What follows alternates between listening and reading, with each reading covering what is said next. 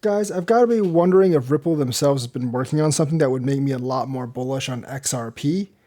And Korea might actually give us a clue. We know they're actually expanding in Korea. But here's the thing, when they actually made the announcement, they said something about like, we want Korean developers to work on XRPL to develop DeFi and NFT functions. Now, those do require smart contracts. NFTs themselves do not actually require smart contracts. But if you want to have certain functions in NFTs like, recurring commissions to the original creator, you do actually need them. And of course, we all know that DeFi requires smart contracts. And DeFi doesn't just mean DEXs. Just because you have a DEX doesn't mean you have a DeFi. You still have to have yield farming. You still have to have like an AMM pool. You have to have liquidity pools, and you have to be able to generate yield. That's pretty much the whole point of DeFi, more or less.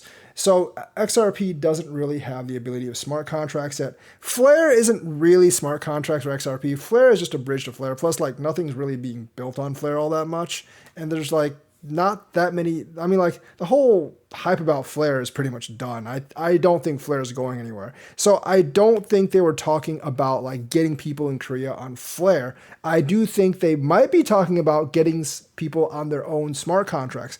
And one would actually have to think about hooks and WheatSwin right now.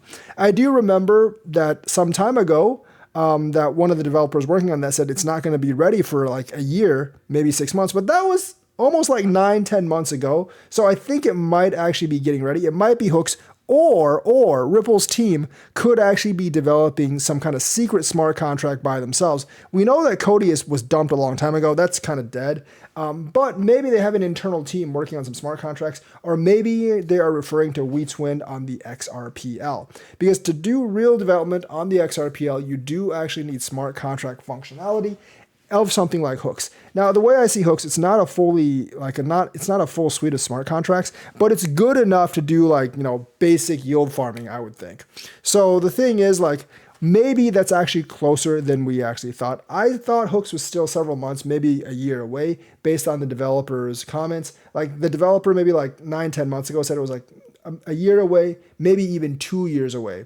It's still a little bit behind because everyone else already has the smart contracts, but XRP does have a large community, and I do think people would actually lock money or XRPs to liquidity farm if given the option, and that'll at least put it on par with other layer ones that also have liquidity farms and are focusing a lot on DeFi. Because like I said, I don't actually think it's going to be industrial adoption or financial or bank adoption that's really going to push up the price of XRP or any other crypto. You see HBAR with a bunch of Avery Dennison transactions did nothing for the price. HBAR is also doing, like cross-border remittance via stablecoins in Southeast Asia.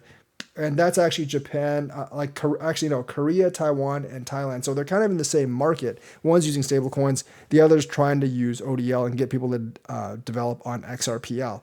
But I think whoever gets the ecosystem thing in place will actually go up the most in the next bull run.